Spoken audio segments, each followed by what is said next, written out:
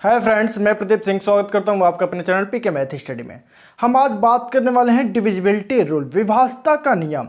ये एक बहुत बेहतरीन टॉपिक है जिससे हर एक एग्जाम में, या छोटा एग्जाम हो या बड़े लेवल का एग्जाम हो, इससे क्वेश्चंस बनते हैं। और किस टाइप के क्वेश्चन बनते हैं वो भी आज हम लेकर के आए हैं, उसे हम बताएंगे। देखिए, हम छोटे लेवल के एग्जाम में जो क्वेश्चन पूछे जाते हैं वो भी बताएंगे, और बड़े लेवल के एग्जाम में जो क्वेश्चन पूछे जाते हैं वो भी बताएंगे। तो सबसे पहले हम बात कर लें कि विभाज्यता नियम होता क्या है, यानी कि डिविजिबिलिटी रूल होता क्या है। ठीक है, ये आप जानते भी होंगे, लेकिन फिर भी हम एक बार रिवीजन करा देते हैं, उसके बाद हम क्वेश्चन पे चलते हैं। देखिए, दो से विभाज्यता का नियम आप सब लोग जानते होंगे कि लास्ट के दो अंक क्या हो, दो से विभाज्यता का नियम क्या होता है, लास्ट का अंक क्या हो, या तो जीरो हो या वो एक सम संख्या हो, तो क्या होगा, दो से डिविजिबल होगा, यानी कि दो से विभाजित होगा। लेकिन यदि हम चार से विभाज्यता के नियम बात करें तो लास्ट के दो अंक क्या हो, जीरो हो, या लास्ट के दो अंक चार से विभाजित हो, तो क्या होता है, चार से विभाज्यता का नियम होता है। ऐसे यदि हम आठ से विभाज्यता के नियम की बात करें तो लास्ट के तीन अंक जीरो हो, या लास्ट के तीन अंक क्या हो, आठ से डिविजिबल हो, यानी कि विभाजित हो। ऐसे यदि हम 16 से बात करें, यानी कि दो का दो गुना करते जाएं, ठीक है, तो वो जीरो एक एक बढ़ता जाएगा। यानी कि 8 से हम बात किए तो लास्ट के तीन अंक जीरो होंगे, या लास्ट के तीन अंक 8 से डिविजिबल होंगे। ऐसे यदि हम 16 की बात करें तो लास्ट के चार अंक जीरो हो, या लास्ट के चार अंक क्या हो, 16 से डिविजिबल हो, तो पूरा अंक क्या हो जाएगा, 16 से डिविजिबल हो जाएगा। ऐसे यदि हम 32 की बात करें तो लास्ट के 5 अंक जीरो हो, या लास्ट के 5 अंक 32 से क्या हो, डिविजिबल हो, तो क्या होंगे, सभी टर्म 32 से डिविजिबल होंगे। ये तो हो गया दो का प्रोसेस, ठीक है। यानी कि दो से क्या हो, अंतिम अंक जीरो हो या सम संख्या हो। चार से क्या, अंतिम दो अंक जीरो हो या अंतिम दो अंक डिविजिबल हो। 8 से अंतिम तीन अंक जीरो हो या अंतिम तीन अंक 8 से विभाजित हो। ऐसे 16 से अंतिम चार अंक जीरो हो या 16 से विभाजित हो। ऐसे ही टर्म बढ़ता जाएगा। आगे 32 होगा तो एक जीरो एक्स्ट्रा हो जाएगा और एक टर्म एक्स्ट्रा हो जाएगा। ऐसे 64 होगा तो टर्म एक्स्ट्रा होता जाएगा। वो दो का मल्टीपल वो वाला बता रहे हैं, ठीक है। ऐसे देखिए, यदि तीन से विभाज्यता के नियम की बात करें तो तीन से विभाज्यता के नियम क्या होता है, जितने भी अंक है, यानी कोई एक संख्या हो और उस सभी संख्याओं का योग यदि तीन से विभाजित हो तो पूरे नंबर तीन से विभाजित होंगे। जैसे यदि हम बात करें, कोई एक नंबर लें, मान लीजिए हम ले लिए कि 3 2, तो ये हो गया, और यहां से 4। तो देखिए, इन सभी अंकों का योग करें, यदि ये अंकों का योग तीन से विभाजित होगा तो पूरी संख्या तीन से विभाजित हो जाएंगी।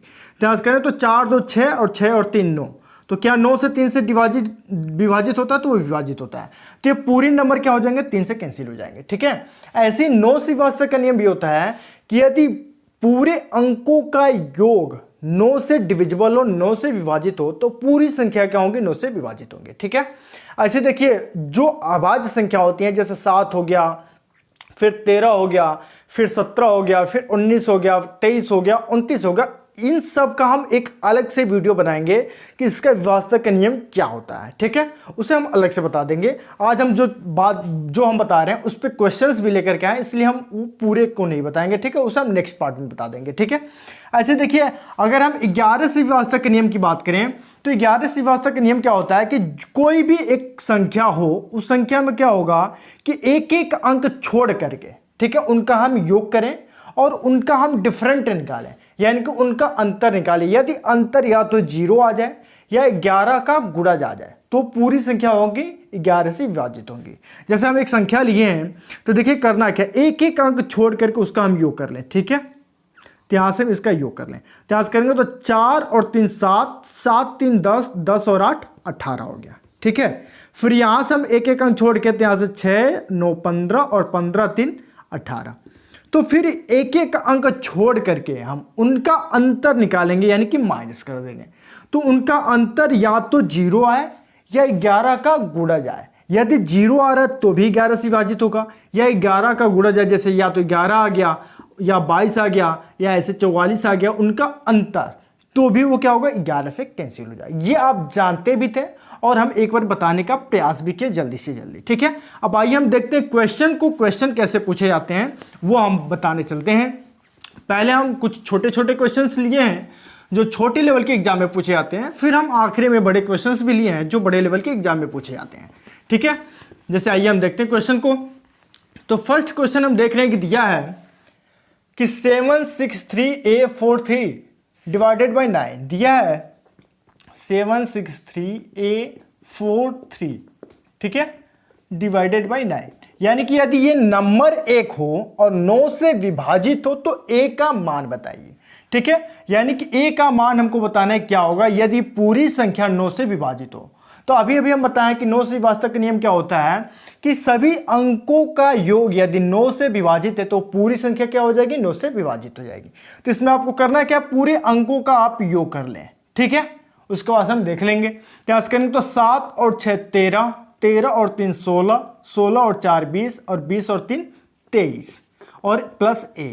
तो अब हम a की जगह क्या रखें कि वो 9 से कैंसिल हो जाए। तो यदि 23 में यदि हम मान लीजिए a को 0 करें तो 23 और 0 23 हो गया, यानी कि 9 से कैंसिल नहीं होगा। 1 रखेंगे तो भी वो 24 होगा, 9 से कैंसिल नहीं होगा। लेकिन यदि हम a की जगह 4 रख लें तो 23 और 4 27 हो जाएगा, और 27 का होता है 9 से कैंसिल होता है।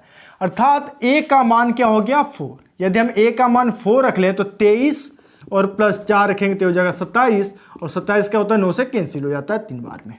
उम्मीद करते हैं कि ये बातें आपको समझ में आ रही होंगी। यानी कि ऐसे आपको करना नहीं है, बस आप यहां से क्वेश्चन को देखेंगे और आप सॉल्व कर सकते हैं। यहां से किए 7 6 13, 13 3 16, 16 4 20, 20 3 23। अब जानते हैं 23 9 से कैंसिल नहीं होता है, तो हम क्या a की जगह रखें कि वो 9 से कैंसिल हो जाए। तो यदि हम a की जगह 4 रखें तो 23 4 27, और 27 का होता है 9 से कैंसिल होता है। ठीक है, ये एक क्वेश्चन हो गया, ये छोटे लेवल के एग्जाम में कभी कभी पूछ देता है। ठीक है, अब आइए हम सेकेंड क्वेश्चन पे चलते हैं। सेकेंड क्वेश्चन हम देख रहे हैं कि दिया है कि 15a 1b2, ठीक है, डिवाइडेड बाय 11। अब देखिए ये क्वेश्चन दिया है और 11 से ये क्या है, विभाजित है। यदि 11 से विभाजित है तो a प्लस b का मान ज्ञात करना है। ठीक है, a और b का मान यदि पता चल जाए तो हम a प्लस b का मान ज्ञात कर लेंगे। और अभी अभी हम बताएं 11 से विभाजन का नियम क्या होता है, एक एक टर्म छोड़ करके हम उसका योग करते हैं। ठीक है, और उसके बाद से उन दोनों का डिफरेंट निकाल लेते हैं, यानी कि अंतर निकाल लेते हैं। तो यदि हम इसे जोड़े तो 1 और प्लस a प्लस b, यानी कि हो जाएगा 1 प्लस a प्लस b। ठीक है, फिर इसे हम देख लें। ठीक है, तो यहाँ करेंगे तो 5 और 1 6, 6 और 2 8, ये मिल गया। ठीक है, देखिए जब भी 11 से डिवाइड करने की बात करें और किसी का मान ज्ञात करना हो, यानी कि a प्लस b का मान या a का मान या a माइनस b का मान, तो आपकी पहली प्राथमिकता होगा जीरो बनाने का। यदि जीरो नहीं बन पाए, यानी कि उनका अंतर जो है जीरो बनाने का प्रयास करेंगे। यदि जीरो नहीं बन पाए तब आप प्रयास करेंगे कि वो 11 का गुणज बने। ठीक है, तो आइए हम देखते हैं। अब हम देख पा रहे हैं कि ये 8 है। ठीक है, तो हम a प्लस b की जगह हम क्या रखें कि इन दोनों को हम घटाएं तो जीरो मिल जाए। तो आप देख रहे हैं कि यहाँ पे 1 है, यदि a प्लस b का मान 7 हम रखें तो हो जाएगा 7 और 1 8, और 8 माइनस 8 करेंगे तो क्या मिल जाएगा, 0। ठीक है, यानी कि a प्लस b का मान यदि हम 7 रख दें तो 7 और 1 8, और 8 माइनस 8 करेंगे तो 0। और आपकी ये पहली प्राथमिकता होगी जीरो बनाने का। ठीक है ना, नहीं तो आप ऐसे भी कह सकते हैं कि हम a प्लस बी का मान लीजिए हम रख दिए 18, मान लीजिए हम रख दिए। आप ऐसे भी तो कह सकते हैं कि हम a प्लस बी का मान हम 18 रख सकते हैं, क्योंकि 18 में 1 जोड़ेंगे तो हो जाएगा 19, और 19 में से हम 8 घटाएंगे तो 11, यानी कि 11 का गुणज मिल गया। जब 11 मिल गया तो भी वो कैंसिल है। लेकिन ये तो फिर गलत हो जाए, क्योंकि पहली प्राथमिकता है जीरो बनाने का। यदि जीरो नहीं बनेगा तब आप 11 का गुणज ज्ञात करेंगे। ओके, उम्मीद करते हैं कि ये बातें आपको समझ में आ रही होंगी। यानी कि तब इसमें क्वेश्चन क्या हो जाएगा, आप 11 का जानते हो विभाजक का नियम क्या होता है, और यहाँ से देखेंगे तो a प्लस बी का मान यदि हम 7 रखें तो 7 और 1 8, 8 में से 8 घटाएंगे तो 0, यानी कि a प्लस बी का मान क्या हो जाएगा, 7। इस क्वेश्चन को सॉल्व करने के लिए आपको मात्र 5 से 6 सेकंड ही लगने चाहिए, उससे ज़्यादा आपको लगने की जरूरत नहीं है, क्योंकि आप 11 का विभाजक का नियम जानते हैं, और जानते हैं तो आप तुरंत यहाँ से काउंट कर लेंगे कि 1 प्लस a प्लस बी ये हो गया, और यहाँ से करें 5 1 6 2 8। अब आप ये देख पा रहे हैं तो अब आपको तुरंत माइंड में आना चाहिए कि हम a प्लस बी का मान क्या रखें, 7 रख दें तो 7 और 1 8, 8 में 7 करेंगे तो 0, यानी कि a प्लस बी का मान 7 हो गया। यानी कि 5 से 6 सेकंड से ज़्यादा का समय नहीं लगना चाहिए। ओके, उम्मीद करते हैं कि यहाँ तक बातें आपको समझ में आ रही होगी। अब देखिए जो अगला क्वेश्चन है अब हम अगला क्वेश्चन देख पा रहे हैं कि दिया है 630, फिर यहां से 451k, ठीक है, और डिवाइडेड बाई 8, यानी कि 8 से विभाजित करना है, तो k का मान बताइए। अब देखिए ये एक नंबर है और इसमें 8 से विभाजित करना है, तो हमको बताना है k का मान क्या है। तो अभी अभी हम विभाज्यता का नियम बताए हैं कि 2 से विभाज्यता का नियम क्या हो, लास्ट का एक अंक 0 हो या एक सम संख्या हो। 4 से विभाज्यता का नियम क्या है, लास्ट का 2 अंक 0 हो या लास्ट के 2 अंक 4 से विभाजित हो। 8 से विभाज्यता का नियम बताया कि लास्ट के 3 अंक 0 हो या लास्ट के 3 अंक क्या हो, 8 से डिवाइड हो। तो आप जानते हैं कि 8 से डिविजिबल का रूल क्या होता है, विभाज्यता का नियम क्या होता है, बस लास्ट के 3 अंक में हम डिवाइड करते हैं।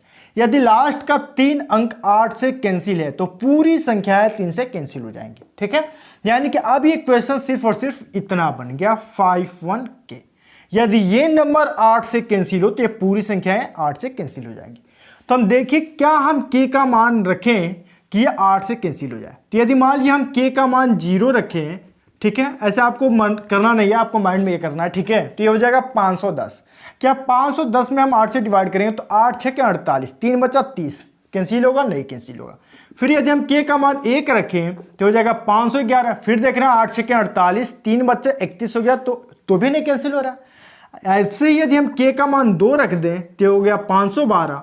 अब हम 8 से करें तो 8 6 के 48, 3 बचा यहाँ पे तो हो गया 32, 8 चौको 32, यानी K का मान क्या हो जाएगा 2। ठीक है, कुछ नहीं करना है आपको। 8 से विभाज्यता के नियम आप जानते हैं कि यदि लास्ट के 3 अंक 8 से डिवाइड हो तो पूरी संख्या क्या हो जाएगी, 8 से डिवाइड हो जाएगी। तो बस आपको लास्ट के 3 अंक रख लेना है। अब आपको माइंड में ये देखना है कि K का मान यदि हम 0 रखें तो 510 हो गया, कि 8 से कैंसिल हो रहा है, तो 8 से 48, 3 30 हो गया, नहीं कैंसिल हो रहा है। फिर 1 रखे तो भी नहीं कैंसिल हो रहा है। फिर 2 रखे तो 8 से 48, 3 बचा यहाँ से और 2 यानी कि 32, 8 को 32 तो कैंसिल हो गया। तो K का मान यहाँ पर क्या मिल गया 2। उम्मीद करते हैं कि ये बातें आपको समझ में आ रही होंगी। अब देखिए ये जो क्वेश्चन है ना, ये थोड़ा सा अलग लेवल के क्वेश्चन में चला जाएगा, यानी कि थोड़ा हाई लेवल के एग्जाम में ये क्वेश्चन पूछे जा सकते हैं, या हो सकता है कि छोटे लेवल के एग्जाम में भी आ जाए। ठीक है, लेकिन उसका जो वो क्वेश्चन वैसे हाई लेवल के एग्जाम में ही पूछे जाने चाहिए। आइए हम देखते हैं क्वेश्चन को। देख रहे दिया है कि 8 9 4 7 A 5 6 B 1 डिवाइडेड बाई 9।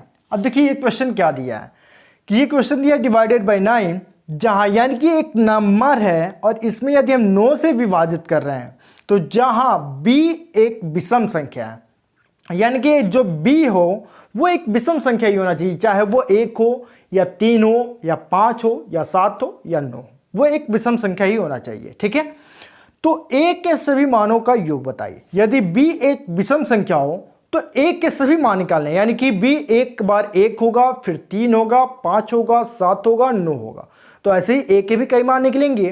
तो उन सभी मानों का योग बताना है कि क्या होगा। तो आइए हम देखते हैं। आप 9 से विभाज्यता का नियम आपको पता है कि सभी संख्याओं का योग यदि 9 से विभाजित हो तो पूरी संख्या क्या हो जाएंगी, 9 से विभाजित हो जाएंगी। तो हम यहाँ सभी संख्याओं का योग कर लें, तो यहाँ करेंगे तो 8 और 9 करेंगे तो हो गया 17, 17 और 4 किए तो 21, 21 और 7 हो गया 28, 28 और 5 हो गया 33, 33 और 6 39, 39 और 1 40, प्लस A और प्लस B। क्योंकि हमको A और B का मान नहीं पता है तो हम इसको ऐसे ही जोड़ लेंगे, A प्लस B। अब ये क्वेश्चन हो गया इस फॉर्मेट में डिवाइडेड बाई 9। अब जो कंडीशन दिया है कि B क्या है, एक विषम संख्या है, तो यदि B एक विषम संख्या है तो यदि हम B का मान विषम संख्या ही रखेंगे यानी कि 1 रखें। ठीक है, तो अब हो गया ये 40 और 1 41। तब हम A का मान क्या रखें कि वो 9 से कैंसिल हो जाए। तब आप देख पा रहे हैं कि यदि A का मान 4 हो तो ये 9 से कैंसिल हो जाएगा, क्योंकि क्या से करेंगे तो 40 और 1 41, 41 और 4 हो गया 45, 45 9 से कैंसिल हो जाएगा, 9 5 45। ठीक है यानी कि A का एक मान हो गया 4। ऐसे ही यदि B एक विषम संख्या 3 हो तब करेंगे तो 40 और 3 43, तब A का मान क्या हो जाएगा 2, क्योंकि 43 और 2 45, 9 से कैंसिल हो जाएगा। फिर ऐसे ही यदि B का मान 5 हो तो 40 और 5 हो गया 45, यानी कि A का मान क्या हो जाएगा 0, क्योंकि आज करेंगे 40 5 45, 45 में जोड़ेंगे तो हो जाएगा 45 और 9 से कैंसिल हो जाएगा वो। ठीक है, फिर ऐसे यदि B का मान 7 हो तब A क्या हो जाएगा। अब यहां से देख पा रहे हैं 40 और 7 47, तो 9 5 45 और 9 6 54। तो यदि ये 7 है तो 40 7 47 हो गया और 54 हमको लाना है, यानी कि a का मान भी यदि हम 7 रख दें तो 47 और 7 हो जाएगा 54। उम्मीद करते हैं कि यहाँ तक बात आपको समझ में आ रही होगी। ठीक है, फिर अब एक नंबर और हम रख रहे हैं कि b का मान यदि 9 हो, 9 भी एक विषम संख्या है, तब हम a का मान क्या रखेंगे, तो 40 और 9 49, यानी कि a का मान यदि 5 हो जाए तो 49 5 54 हो जाए। उम्मीद करते हैं कि यहाँ तक बातें आपको समझ में आ रही होंगी। ठीक है, अब देखिए इसके आगे आपको कुछ नहीं करना है, कहा है ना कि a के सभी मानों का योग बताएं, तो a के सभी मान निकल गए, अब इनका हम योग कर लेंगे। तो आज करेंगे तो 4 और 2 6, 6 7 13, 13 5 18, यानी कि a के सभी मानों का योग क्या हो जाएगा 18। कुछ नहीं करना है आपको इसमें। आप देख रहे हैं दिया है कि 9 से विभाजित हो, जहां b एक विषम संख्या है तो a के सभी मानों का योग ज्ञात करें। तो आपको 9 से विभाजित का नियम आपको पता है। जब 9 से विभाजित का नियम आपको पता है कि सभी अंकों का योग यदि 9 से विभाजित हो तो पूरी संख्या क्या होगी, 9 से विभाजित होगी। तो सभी अंकों का आप योग करेंगे तो 40 मिलेगा, और a का मान नहीं पता है, b का मान नहीं पता है, तो उसको भी हम जोड़ लेंगे। अब कंडीशन दिया है कि b एक विषम संख्या है, तो b एक ही है तो यहाँ पे एक ही विषम संख्या होगा, यानी कि 1 हो सकता है, 3 हो सकता है, 5 हो सकता है, 7 हो सकता है, 9 हो सकता है, क्योंकि एक ही नंबर है। तब हम 1 3 5 7 9 रखें तो हम देखें कि 1 रख रहे हैं तो 40 से 41, तो और 41 में हम 4 जोड़ दें तो 45 हो जाएगा, यानी कि 9 से कैंसिल हो जाएगा। तो हम 1 3 5 7 9 रखें तो a का मान ये निकल गया। जब a का मान निकल गया तो a के सभी मानों का योग ज्ञात करना, तो यहाँ से हम जोड़ लेंगे तो 4 2 6 7 13 5 18 हो जाए। उम्मीद करते हैं कि यहां तक बातें आपको समझ में आ रही होंगी और ये क्लियर होगा। और इससे भी बेहतरीन क्वेश्चंस डिविजिबिलिटी रूल से बनते हैं, विभाजक नियम से बनते हैं, तो उसे हम नेक्स्ट पार्ट में बताएंगे।